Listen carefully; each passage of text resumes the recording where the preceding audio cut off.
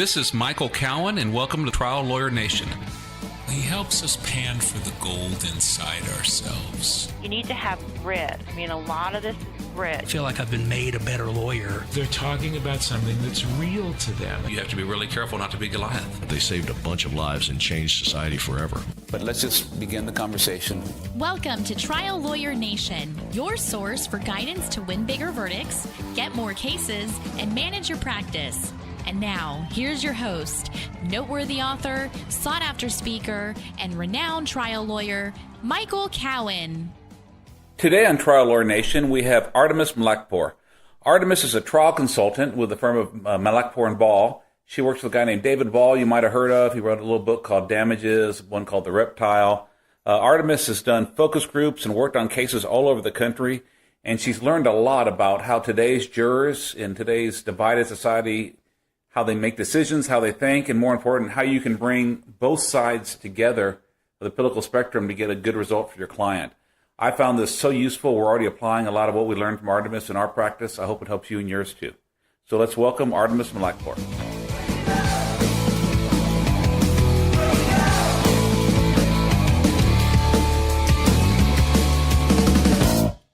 How are you doing this morning? I'm well, thanks. How are you? I'm doing great. Good.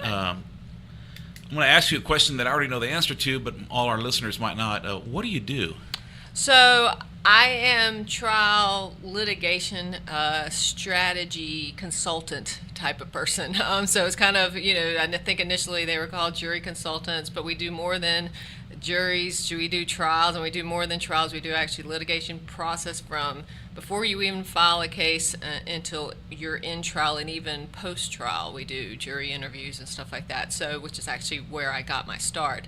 So I do a little bit of everything, but basically help you with your cases. Okay, so a little bit of everything. You do focus groups, trial strategy, mediation strategy, just even discovery, helping you figure out where you need to go in discovery, even whether or not you need to take a case. We even look at pre-suit issues that you have in a case, helping you with voir dire, jury selection, voir dire, whatever you want to call it, coming up with questions, helping with openings.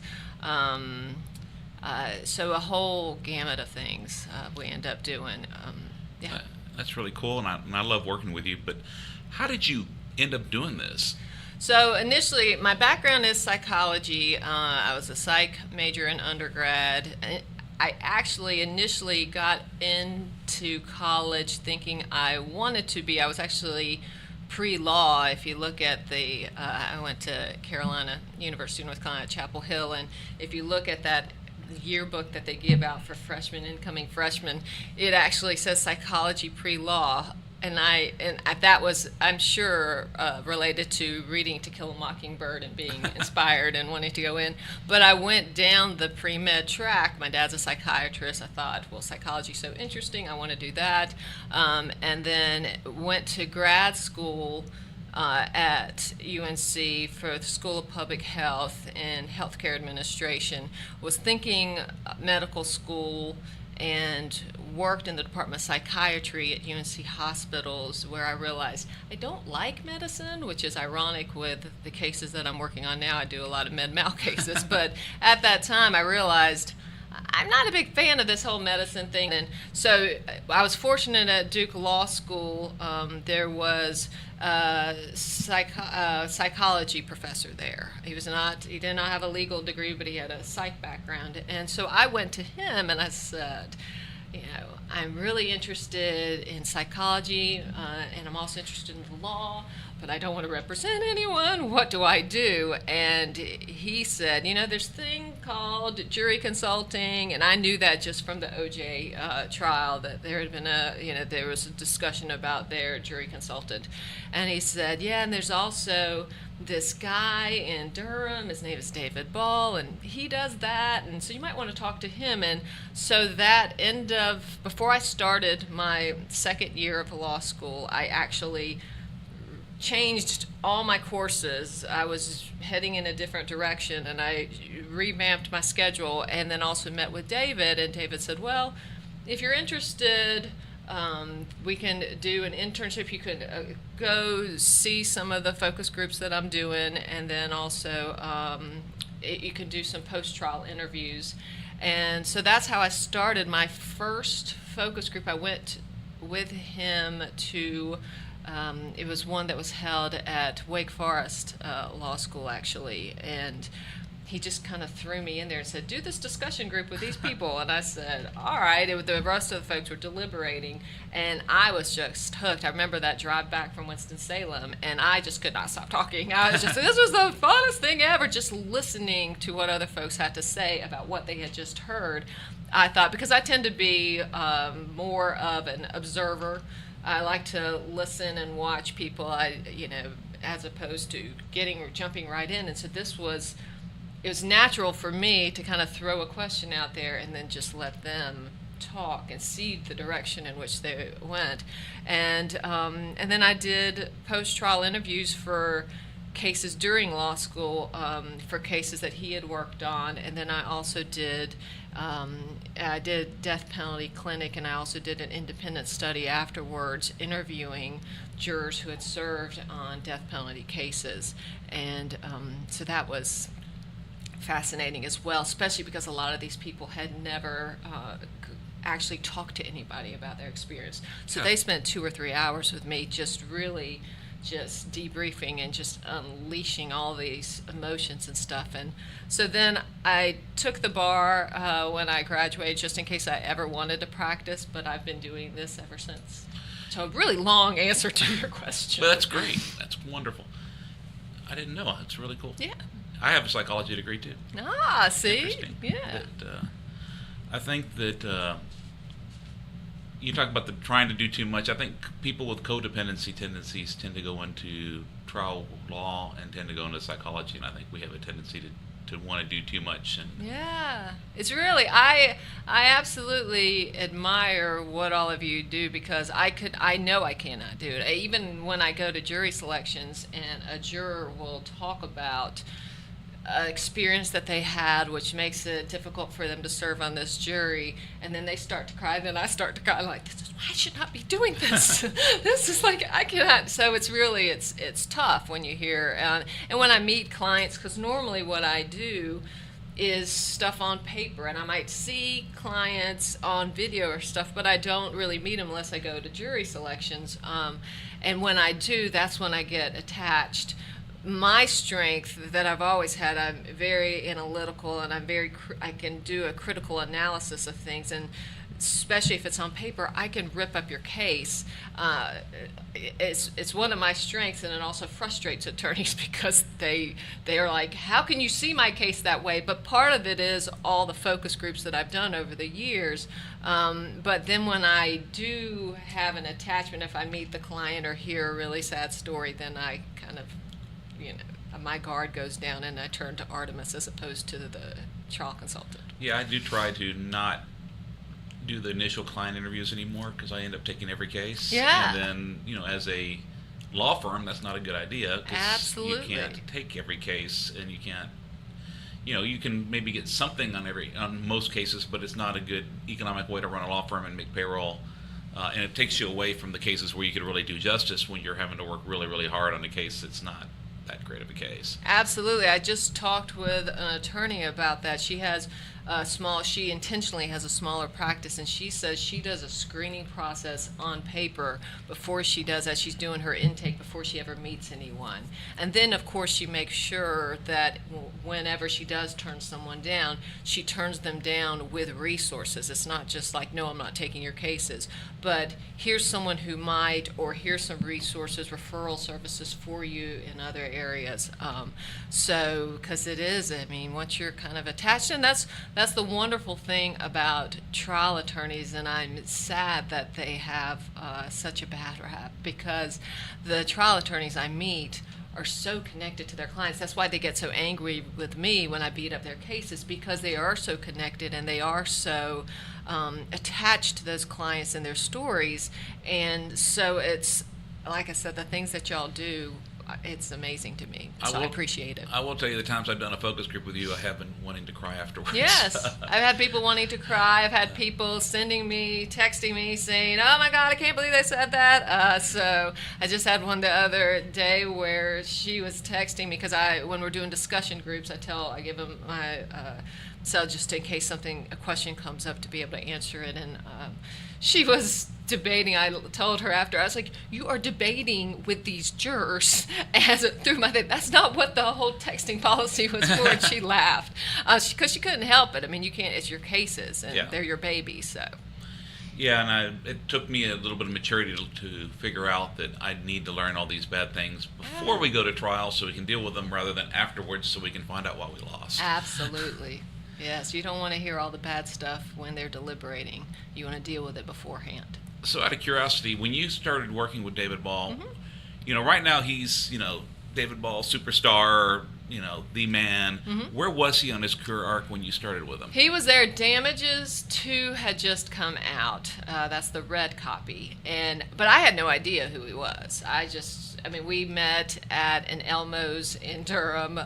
He seemed really laid back and chill, and, he didn't seem, if you've seen David, he'll come in his jeans and a black shirt, and that's his wardrobe. And so, and I talked with him, and I didn't really, I guess this was sort of when you Google everybody, because I didn't go and Google him to see who was this David Ball person. And at that time, there was another consultant working with him, and I just remember, I think it was my summer between my second and third year, she and I went to AAJ, which at that point was Atlas seminar, the convention. I think it was in San Francisco maybe that year. And so we went there, and we were actually at one of those booths. And like I said, Damages 2 had just come out. And so these folks were coming up to us and saying, "Oh my God, this is my Bible. This is this." And I said, "Who is this person that I've met that I'm working with now?" Because these people, and I remember coming home and saying, "David, these people seem to know you really well and like you, and I'm not really sure about this." So he was, as I said, that book had come out, and so people did see him in that way. But good or bad, I've never really seen him in that way. Well, when you actually work with somebody, it's different. Yeah, you meet him differently. But you've been there, I guess, through all the research where they developed the reptile theory and how to apply that. With Don Keenan and Gary Johnson and all them, and Jim Fitzgerald and all that, yes. Oh, that had to be so cool to be part of that. Yeah, well, initially they were going out, that team was going out and around the country and seeing, and Don and David tell the story of how Don Keenan, had this idea and calls David in the middle of the night, and it had to be really late because David is a late sleeper, and for Don to have woken David up is pretty amazing. And so, David's like, "Sounds like a great idea. Do you think it can wait until morning?" So it was one of those things that, that team was amazing to start that, and so I've enjoyed being, part of that ride and seeing how it has flourished since then and all that's happened. So you're doing focus groups around the country still. How many do you think you do a year? It really depends. I would say this year so far, we're in March, almost the end of March, and I've done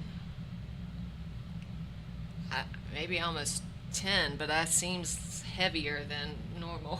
So it really depends, and we also have lulls. Sometimes something happens in the summer, and I don't know whether everyone just goes on vacation or if it's convention season or something, so it's kind of like, I haven't done one of these in a while, and then all of a sudden it picks up again in the fall, and I say, why didn't I join that time when there was kind of a lull? But I love going around the country and talking to people and listening to what they have to say about a case, especially if we've already worked up the case with the attorneys. David and I do this thing, work days, where folks come into Raleigh, Durham is where you fly into, and they come to Durham, and we work the case up in the morning. We beat the case up, we rip it apart, and in the afternoon, depending on where you are in trial and where we are in the case, we pull it back together.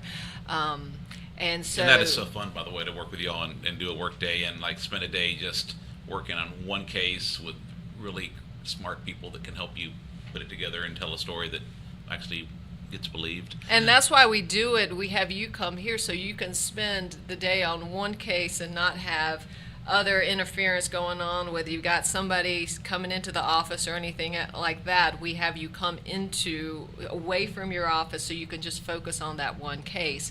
But as you know, that morning period is rough, and sometimes attorneys don't like to hear all the stuff in their cases, or they're kind of shell-shocked. And so David's joke is by lunchtime, we have this wonderful menu of food you can eat, and you don't really want to eat anything because you're wondering why I ever took this case. Well, I eat when I'm depressed, so I don't have that problem. Yeah. So if you have that, then you would love the lunchtime period. There's snacks all day, so as you're stressing, you could eat. But yeah, it's that's part of. So we do that work day. And what was your initial question?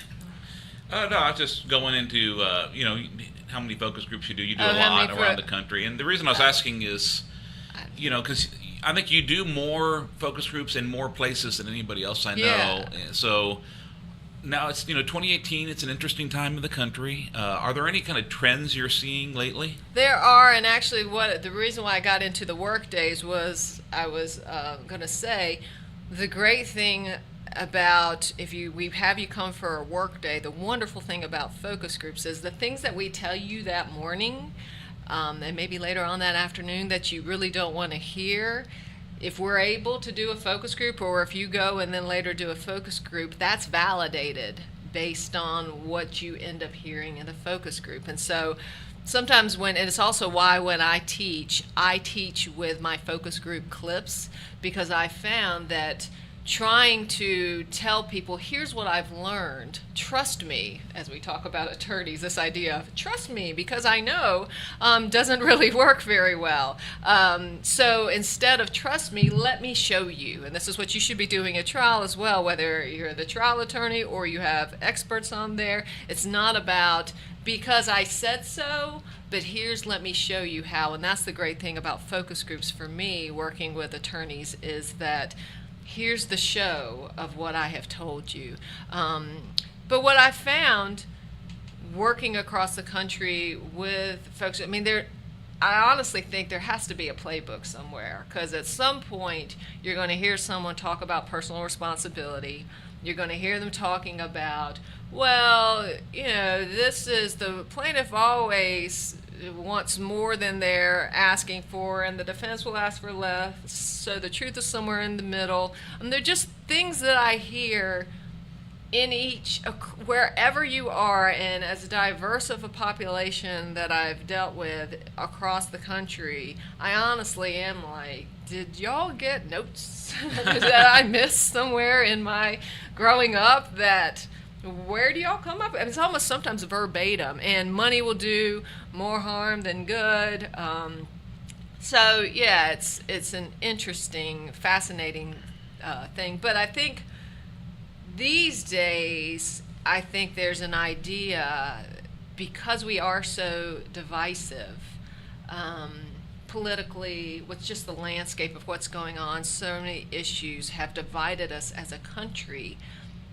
I think the idea that you might see the same in your jury pool, I think you have to go out there to realize I'm still having, whether it's I'm doing a discussion group or they're doing deliberating groups, still having very decent, respectful conversations with folks who differ. When I'm doing I have them fill out a background questionnaire, and I have questions on there that talk about their political affiliation and who their favorite politicians are, who their least favorite are, and I look at those now. I'm more attuned to looking at those these days and seeing, wow, you're a very different person than you are. Let's see how this plays. But when they're talking about the case, they have their differences, but it's not as hostile. It's not as divisive as we see in the political landscape. But as I was talking with y'all as we're working here yesterday, I mentioned that I had a group that was doing really well, and there were people who disagreed, but they were really respectful of it, and it was just at the very end, someone said something that others did not agree with, and he just happened to say, and fortunately it was at the end, but he just happened to say, this is how we got Trump. And that just erupted the room, and it was just trying to get them all back together. So certainly there are discussions that are intensely personal for folks that will divide a room, and you have to be aware of that, especially going into trials as well. And probably as trial lawyers, regardless of what our opinion is on Trump, I would imagine most, but not all, plaintiffs' trial lawyers are not Trump fans. I know a few. Some that are, right. But it's probably not a good analogy to use right now because you're going to divide your jury, and I don't see how you get a big verdict with a divided jury. It's not, and even talking about politics or anything, probably not a good idea to bring up in jury selection. And also realize whatever community, if you think you're in red territory, you still might offend people on your jury if you bring that up. And also, frankly, there's not this is kind of a big thing that I'm hoping people do. I think trial lawyers in general need to do this anyway, is respecting those jurors and respecting their experiences, respecting where they're coming from. And I think the population also as a whole would be served better if we understand where we're coming from and what's important to us and what's driving our decision making, what's motivating us to feel as we do, as opposed to just kind of whitewashing it with this idea that, well, you're just stupid because you don't agree with me, you're stupid. And I worry that trial lawyers when juries don't turn out the way they want, trial lawyers dismiss it as, well, they were stupid and they didn't understand the case, as opposed to trying to figure out, okay, what was behind their decision making, what did they care about. And same with in focus groups, I can look at somebody's paperwork and say, whoo, we do not agree on many things, but still having that respect for them and trying to understand, okay, now I see why you hold that belief because of this thing that has happened, or this thing that you care about, and you care about that more than I do, and I'm understanding of that and being respectful of it. I think one thing that's really helped me is volunteering as a Boy Scout leader in a place called Bernie, Texas, which is deep red, but they're all great people. I mean, they're, yes, it's amazing. They don't all wear horns and have some sort of, they don't have evil looks on their face. They're not green or anything like that to be able, you are one of those bad people that I really hate. And I will also say that working with a group of 8 or 9-year-olds and running a meeting is a very good preparation for jury selection. Tell us about that. Well, because you have to speak in language that, they're pretty bright boys that I've worked with, but they're still, 3rd, 4th, 5th graders that I was working with. You have to get them talking, because, they don't want to sit there and listen to me. They will really start acting up. So you have to get them involved. You have to get them talking, learn to listen, learn to involve everybody, because you just talk to 1 or 2 of the boys, the other ones are going to start acting up, so you have to get everyone involved. Tone of voice, you're not preaching to them, you're talking to them. I think it's been the best thing for me, even better than focus groups have been good because it's got me to learn to stop preaching and start talking and listening. But I really think working with the boys has been it's like being a school teacher. You learn to and better than being a school teacher because you're doing fun stuff with them. Absolutely. And I think that's been a great experience. What great jury selection skills that is. Everyone go volunteer for the Boys or Girl Scouts. Well, I don't know where you are politically on that. But anyway, find a group of people. Because it's one of the things that, as I mentioned on the work days, when folks come down and start talking about their cases and they speak in this language, they talk about the medical jargon, and they speak in this elevated legal language. And even, or if it's a products case and they speak that jargon as well, and we catch them on that and say, and we deliberately say, I don't know what you just said. And they're like, first they look at us and think, what? I'm paying you, you don't understand? And we are being that juror. Speak to us in English as you once spoke before you went to law school. Because it's not even speaking on a 3rd, 4th grade level. It is speaking as your community is speaking. And the problem is we have attorneys who say, oh, no, I never do that in front of a jury.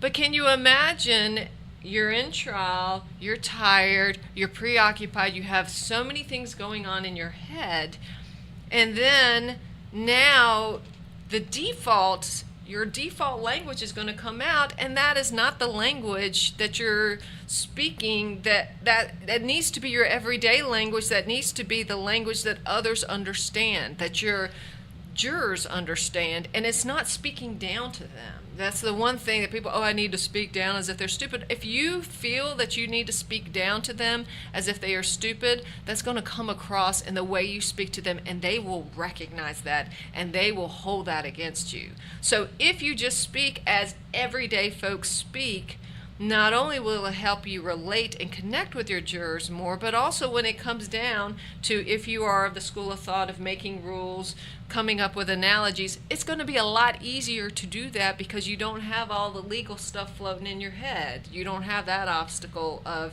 how do I turn this rule into English?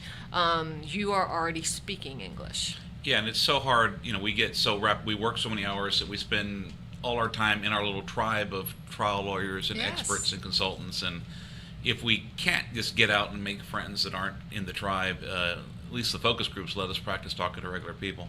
And also, as you mentioned with your experts, if you're talking with your experts like that and then they take the stand and they continue to talk like that, you need to be talking with them before trial in that everyday language so that they will do that in trial as well. Because it's not only how you speak, it's how anyone who takes the stand speaks. And frankly, if I'm a juror and I don't understand what's going on, not only am I going to be hostile towards you, I'm going to resent you, but I'm also going to say, you know what, this is above my $12 pay grade. Yeah. And so I don't need to be deciding this. Who are you asking me? You need other people in here. And so I'm just going to leave this as a defense verdict. I'm just going to, that's because that is status quo. It doesn't change anything. And I found if you have to use big words, it's because you don't really understand it. If you really understand something and take the effort to do it, then you can explain it in simple English. And Google, if you don't know what the regular words is, Google is your friend. Say, what does this word mean? Because when I get focus group scripts or openings and I look at them and I was like, I don't know what that means, I Google the heck out of that thing and say, oh, that's the English way of saying it. Why didn't we just say that? And if you are in the habit of saying, in other words, just use those words instead of saying it's this big, as you were saying, what was the word that we had? Itchy something? Ecchymosis. Whatever that was. And then if you say, in other words, it is, well, just tell me what those other words are instead of using icky Moses. Yeah, I mean, that case we had to use it because it was in the medical record, and the expert said it wasn't there. And you connect it back up to say, remember that thing that we talked about? That's this thing that says ecchymosis. And right we had there. a picture, and it looked like a bruise, and we said ecchymosis means a bruise. You see the Exactly. picture? It looks like a bruise. So when he Perfect. says there's no bruise there wasn't. Right. Absolutely. Now, working with attorneys, I want to try to get something useful for the listener. So you work with lawyers everywhere. You work with a lot of great lawyers. What are some things you see lawyers do that hurt their cases or hurt their chances of winning? Well, some of us, what we've talked about is the language that you're using and also how you're relating or not relating to the jurors, and also whether or not you've done focus groups to know or talked with, whether it's formal focus groups or informal focus groups of just going out in the community and finding what people think about your case. You've already started behind the line if you haven't done that in preparation for your trial. But other things that they try to do, one of the things that I worry sometimes is that folks try to imitate their idol or their mentors as opposed to taking all the concepts that they've learned and there's so many different schools of thought out there and so many wonderful different ways, and whether you're a disciple of this or that, whatever it is, but then going back and practicing, focus grouping it, seeing, does this work for me, does this not, and then allowing that, whatever you've learned and whatever that does work, to then come through you naturally, authentically, as opposed to you trying to be someone else up there, or to think, I am now imitating this great trial lawyer that I love, and so I'm going to be him up there because he's so successful. Well, he's so successful because he's figured out who he is, and that's the person that he's or she is showing up there, as opposed to you doing a either bad or maybe even a really good imitation of that person. Is still an imitation. I saw that a lot when I was really involved with the Trial Lawyers College. Yeah. You'd have some people would just go try to imitate Jerry Spence, Yeah. use his exact stories, and try Yeah. to do his voice, and start buying fringe jackets and cowboy hats when they're from New Jersey or Right, something. absolutely. Whereas- Whether it's Spence or Keenan or whoever it might be, there's some wonderful trial lawyers. If you talk to them, they found their own. Yeah, and I was going to say in the Trial Lawyers College, you can take a Jude Basil, Joe Freed, Mike Leeserman, very, very different styles. Yeah. But they applied what they learned to themselves. Also, didn't say, I'm going to stop listening to everybody else in the world. I'm still going to take in what I can learn from other consultants, other research, and just have become fantastic trial lawyers with their own voice. And that's what I'm Absolutely. aspiring to be, trying to get there. Absolutely, absolutely. No, that's key, is learning who you are and what you're able to do. One of the things that folks disagree on is whether or not at the end of opening to give a number. We're asking for however much. And I tell folks, because there are different schools of thought, and I can understand, folks who say do, folks who say don't. My idea is I at least want them to know, because jurors sometimes don't have any really concept of how much, if it's a quote big case, if you're asking for large numbers, and they think that hundreds of thousands is a big deal, that's a lot of money, and you're in the millions ballpark.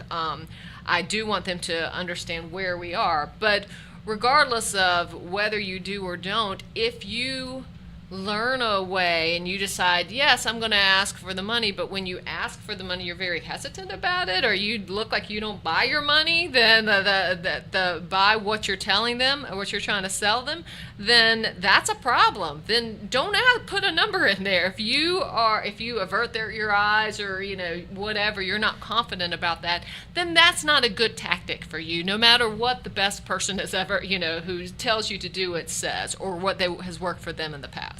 That's true, because 2 trials ago, at the end of my opening, I asked for $2 million, and it was natural and it felt right, and I had a juror nod with me. They didn't give quite that much, but they gave close enough. Right. And it was right. My last trial, I asked for a number, and the people that were watching me try the case said, when you said the number, you kind of said, and that's why the evidence shows that it seems like a big number now, but it's $1.5 million. Yes. Like, they knew. You could just tell in They the could tell delivery. it wasn't there, and Right. that's because I was trying a case where it wasn't there. It was Right. and so I do think there's a good point that I don't know what I could have done to salvage my last trial, but the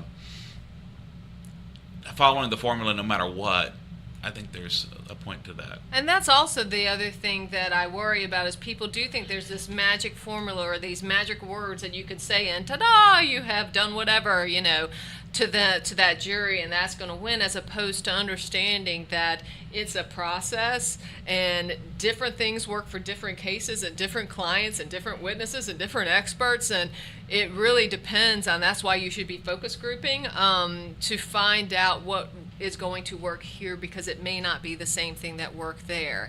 And that's also why it's important after your trials, win or lose, to kind of do a debriefing to say, okay, this worked, this did not.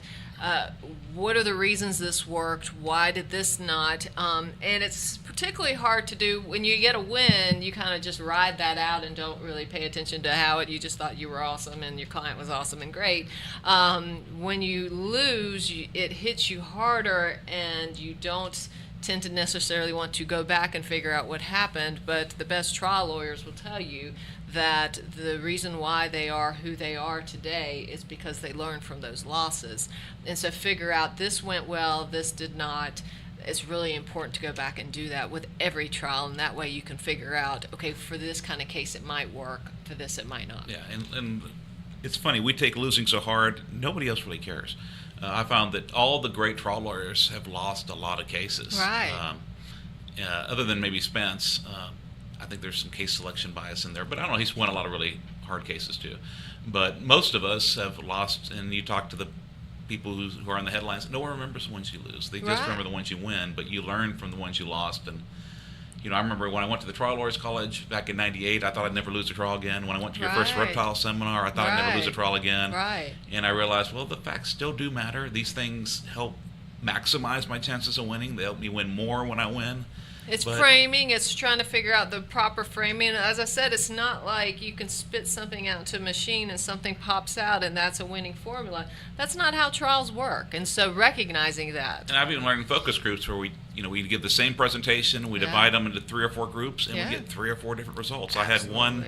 We divided them into 2 groups, and one gave 0 and one gave $51 million. So part of it is you just have to go in there, you maximize your chances, roll the dice, see what happens. Absolutely. And, it's the fallacy of small numbers kind of thing. If you're focus grouping, you do it with 6 folks. And fortunately, attorneys do seem to be recognizing that. And actually, I've been heartened to see that I've gotten more attorneys who get in touch with me after they've done their own focus groups.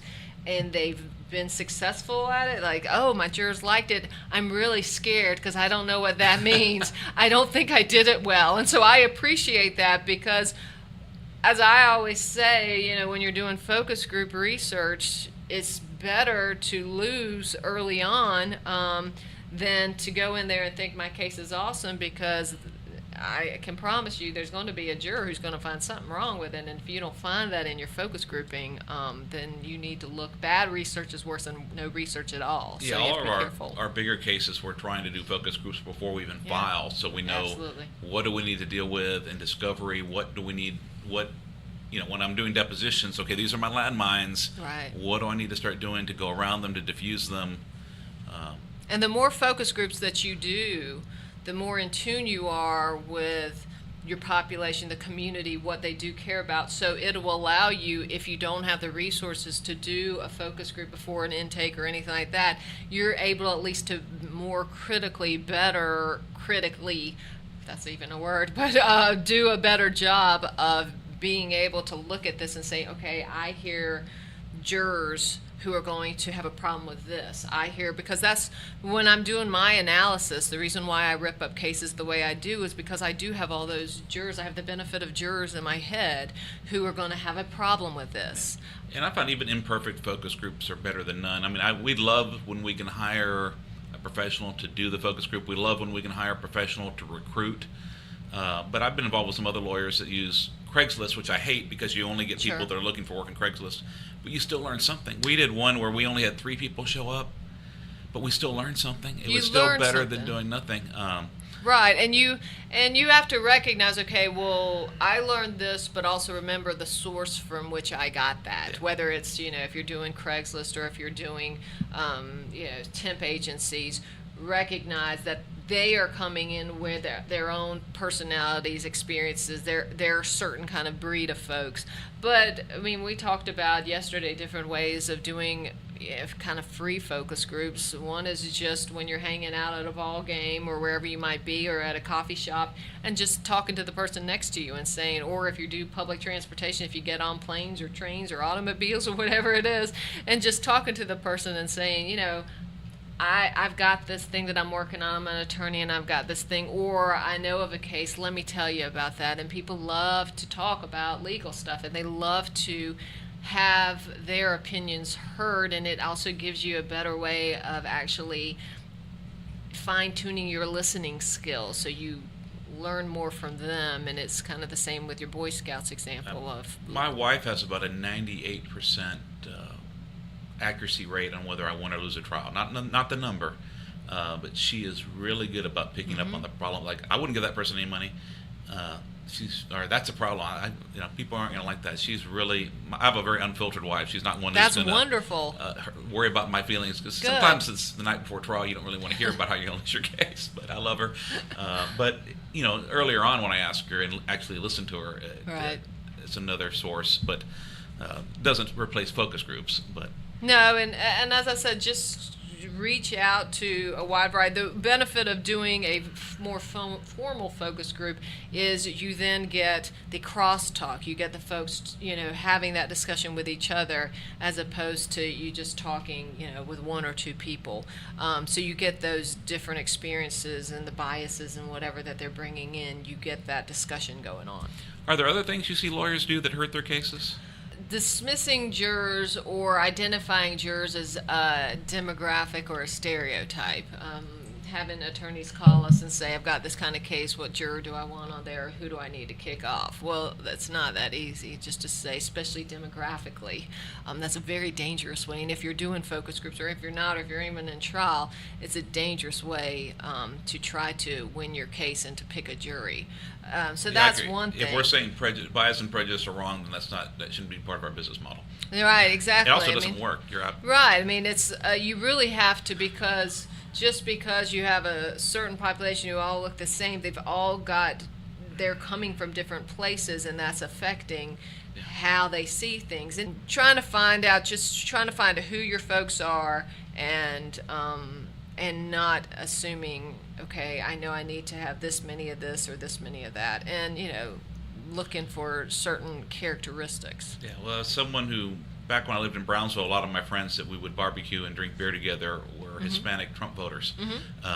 You definitely cannot just assume, if someone just looked at them on a jury pool, they might think, oh, well, these are, Hispanic males, probably good jurors by demographics, Right. and they would kill your case. I Right. love them. We were buddies. Right. We go have fun together, but you don't want them on your jury. Right. And also don't assume that a, quote, Trump juror is necessarily bad for you. 'Cause, Absolutely not. that's part of the background form that I have them fill out. And if they say one of their favorite politicians is Trump, and then I listened to them, and they ended up being really good for the case. And so you cannot just sweep and say, how do I identify the Trump voters? Well, what's the reason why you're wanting to identify them, and what are you going to do with them? Right, because they may be a Trump voter because they think there's some big injustices that need to be cleaned up, and they may be willing to do the same thing on it's just presuming, I think we dehumanize people that have certain Absolutely. views, and I think when we do that, we're going to dismiss people that could help us, and two, we're not going to communicate with them and get them to trust us and us to trust them, because Absolutely. we're looking at them as subhuman. And then there's lots of other bad things that happen when parts of the country look at other parts of the country as less than human. That doesn't lead to good places. We see that today in our country. What's happening politically is very enlightening for your lawsuits and jurors. And so whether or not you're really happy with the way things are going politically, or whether you're really not, I urge you to pay attention. And also, we talked about this yesterday, I am on Twitter. I don't tweet, but I follow folks, and I follow discussions, and I pay attention to what's the trending topic, what's the story that's going on, what's the news item, and then I pay attention to the responses after, because I like to see, does anything change minds, and if not, what is that person caring about? And assuming it's not a Russian bot, what is the discussion that folks are having? It's really, whether it's seeing how biases filter through and how people can the kind of cognitive dissonance that folks have, or when they're really attached to something and they've already made their conclusions, your logic is not going to change their mind. All those things, this is what happens with juries as well. So I encourage you to pay attention, and also try to predict. This news story comes out, and I already go in my head and say, okay, I know how this is going to be spun this way, and I know how it's going to be spun on the other side, because both sides do it. So that's interesting. I think it does lend to better skills in the courtroom as well. Anything else? I know you were nice enough to do a list of things. I don't know where you are on the list of things that lawyers do that tend to hurt their cases. I think one of the things also, whether you're doing a focus group or jury selection, anything like that, be careful of trying to steer people in the direction you want them to go, as opposed to asking them what's important. So what I do is, if I'm doing a focus group, what I will ask is, after I've presented something, I just start with thoughts. I ask thoughts, and I allow them to steer their conversation wherever they want to go, because that's what's important to them, as opposed to, I have this list of questions, I have these issues I want to get to, and so I'm going to direct you to answer this, as opposed to really caring. Because it's in jury selection as well. If someone says they've been in a car wreck, after you hopefully say, and hopefully in a way that's genuine, I'm sorry to hear that, be human in your response to that, as opposed to, did you sue? But the follow-up after you've, especially if someone's been injured or anything like that, after you've had the human response, acknowledge that they were in something that was not so great, and say, I'm sorry to hear that, tell us about that. Right. Or what can you share? And if it's something that's a sensitive topic, then be careful of making folks share things that they don't want to share in public, and recognize that this is not the time to do it, and this might be something that you need to deal with outside of the jury room. Maybe you need to go and, take with the judge and deal with it there. But beware of directing them somewhere, and just also beware of, and this is why it's good to have conversations with people outside of your law firm, and particularly strangers out in the public, because remember how to have a conversation with someone, especially when you're trying to get information from them, and be very human in doing that. Because you don't butt in, you don't argue with them. There are things that you do not do in social interactions. Remember to do that in a jury selection as well, even when, the judge is giving you 20 minutes of time. Well, then figure out, what's the issue that I really want to focus this jury selection on, based hopefully on focus groups that you've done. What's the key issue I need to deal with, and how's the best way to do that? Do I need them to raise hands to do it? Do I need maybe a questionnaire beforehand to submit to the judge, to have them fill out? What's the best way? But to be rude about it just because your needs are, I need to get this done and I'm tired of you talking, and interrupting people or steering them in directions they don't want to go, can be dangerous, because even if you get that juror off, you still have everybody else who just watch you do that. And then if you're coming into trial trying to talk about how you're a guardian of community, all this stuff, I will lead you to safety, if you're doing that, but they just saw something very different, where you weren't very respectful of people, you didn't seem to like people, they're not going to buy this face that you've put on in trial. Yeah, I've also learned, similar to that, is the fear of silence. Absolutely. Really keeps lawyers from getting people to talk in jury selection, because there are those awkward, like you ask something, nobody wants to speak up first, and then like the lawyer goes and starts filling it in, where I find silence is a vacuum that like is pulling words out of people's mouth, and if you would just wait, somebody will jump up other than you. I learned that when I was in law school and doing the jury interviews and post-trial interviews, and I was on the phone with them, and I would tell them in advance, I'm typing everything that you say to make sure I get it accurate, and so there will be some silences there. I just want to let you know when that happens, so just to give them a heads up on that. And I recognized that when I did that, even though I'd already given them that quote warning, folks are awkward with silence, and so they would fill it. Or I realized that some people take a little longer to come up with ideas that are floating in their heads. They haven't yet formulated them. So whether it's a focus group, or whether a discussion group, a narrative, whatever kind of focus group, or if it's in jury selection, to allow, in a non-creepy way, but to allow that silence to just sit there and see whether they're done or not, because they will tell you. It's the silent equivalent of tell us more. And so it's one of the first articles I ever wrote that David said, you must write an article. And way back in the day, I referenced, there's a Depeche Mode song, Enjoy the Silence, and that's in my head always. What I think about is enjoy the silence. So to do that, to remember that they might not be done, and your best stuff can come from that exchange. Anything else on your list of things that we do that screw up our own cases? Another thing that folks have a tendency to do is not trust jurors to make their own conclusions, but instead trying to force your conclusion on them, and attorneys tend to do that through advocacy, through repetition, And just because you repeat something 5 billion times does not mean that that's going to make it important to them or that they will remember it better. Just because, and we see this in focus groups also, just because you repeated something 1,000,000 times, they don't bring it up in their deliberations. Doesn't mean they didn't hear it.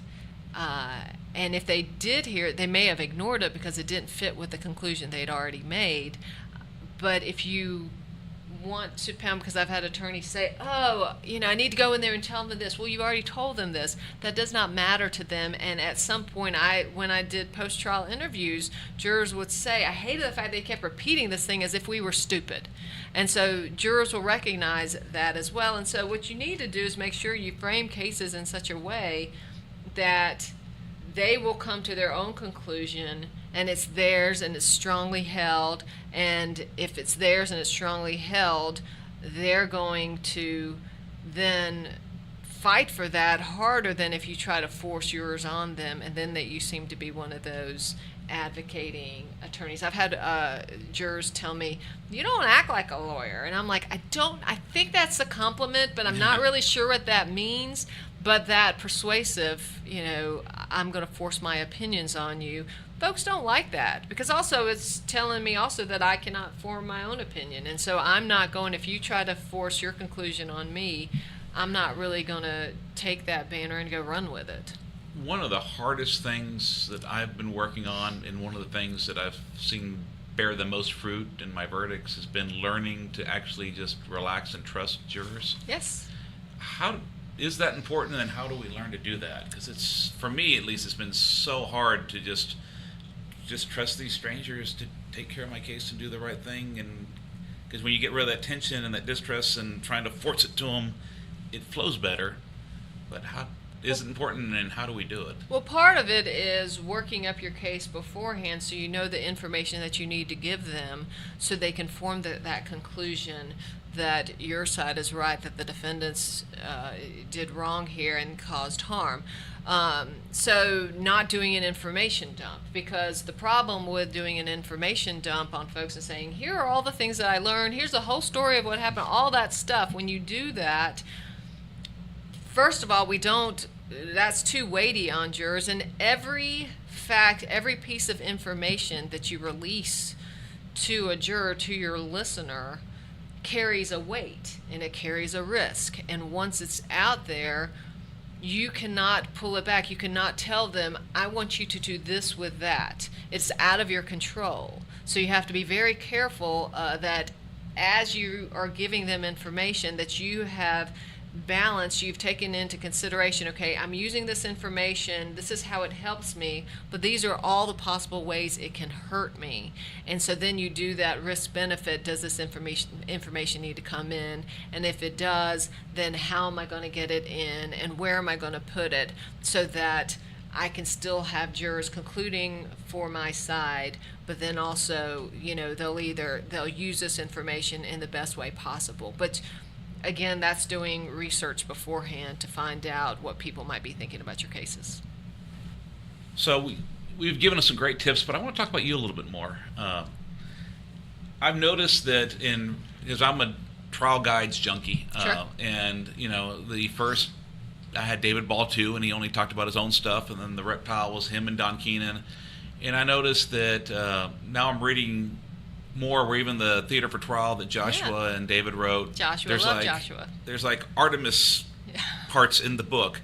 When are you going to get to write a book? So David and I are actually working on Damages 4, so that'll be coming out. So that's going to be a co-writing thing that we will be doing. So I've done articles here and there, but as far as, it's also hard, David and his book writing, and anyone who writes a book, I mean, you gotta take a chunk of your time, schedule that, and say, all I'm doing during that time is writing, and no one can bother me. And that's hard. And so it depends on, I guess, your writing habits. Some people can take, okay, this 1 hour or this 1 day a week will be, I tend to be one of those people who, I need to do it all in a chunk, because I get the flow, I get, the mental stuff going on, and so if you tell me to stop and then do it again, pick it up again, I'm not gonna remember where I was, and then I'm gonna look at it and say, why did I write that? Yeah. Which, by the way, is a good reason also why you should write your openings well in advance, because when you pick it up the next time, you're looking and say, I don't understand why I wrote that. So anyway, so damages 4, look for that. We are sort of in the process of, we're in the beginnings of writing that, so that'll be a co-writing.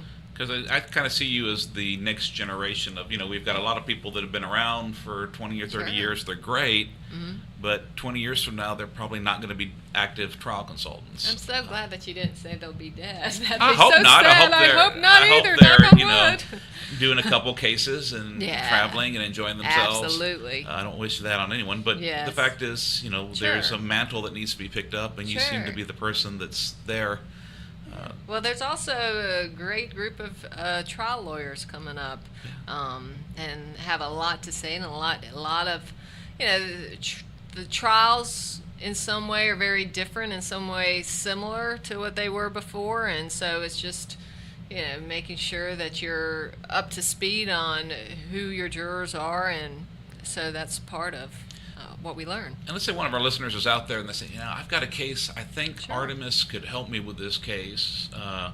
What are some of the things you could do to help lawyers with cases?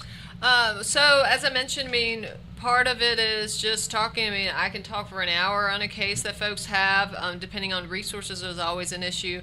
If it's just a quick question about something and we don't have to go in depth into the case or anything, that I do off the clock. That I have no problems with that at all. By off the clock, you mean free? Yeah, off the clock I mean free, and so just recognize that with traveling and stuff, it might be a little while before I you hear from me. But I usually mention that I'm on the road. But then if it's just something that now we have to go into the case, and I got to learn some more information about it, it's going to take more time. Now we go back on the clock. But it can run the gamut of any, I don't know how would a juror see my case, and I cannot afford to do a focus group, or I want to do my own, and how do I go about doing that? I'm happy to help people do their own, because as I mentioned before, I don't want you to be doing bad research. I'd rather you do good research, so helping folks do that. And different aspects, helping them with openings, helping them with rules, even whether or not they're going to take a case or not. There's a whole... So I guess you do everything from just a phone consult one time all the way up to doing the focus groups, being there for jury selection, reading through the opening statements, and helping develop the openings and the rules. Right. And anything in between. Anything in between. And if someone wants to get a hold of you or learn more about you, how do they do it? Well, they can email me. Okay. And so my email is Artemis, Artemis, at consult, CONSULT, MMB, like mother, basketball, the important things in life, .com. So Artemis at consult, MMB.com. And do you all have a website? We do, Malekpour and Ball, but I don't even know what's on there. But yeah, Okay. we do. If you just type in one of our names, it does come up. Somehow, magically, we get these responses, this web intake form. So yes. Well, thank you so much for taking the time to talk to us, you. and I'm looking forward to working with you the rest of this day on our cases. Absolutely. Thank you so much.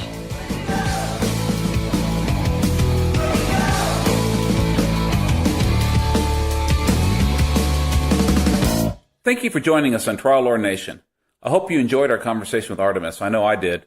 We've worked with Artemis on cases, and I recommend if you ever have a case you want to brainstorm, you want to work with her on a focus group, or you want to have her train your team on any of the topics we discussed today, I'd really recommend reaching out to her. She can add a lot of value. Next episode, we have another attorney from Scranton, Pennsylvania, Marion Munley. Marion is a great lawyer. She gets fantastic results. And she's not only going to talk about her journey and some of the results she's given, but she's also talking about some of the challenges of coming up as a woman in our profession. This has become an issue that is very dear to my heart, trying to get more women in the realm of great trial lawyers. Some of the best trial lawyers happen to be women. You've heard Randy McGinn, Lisa Blue, other people on this podcast, and you'll hear even more.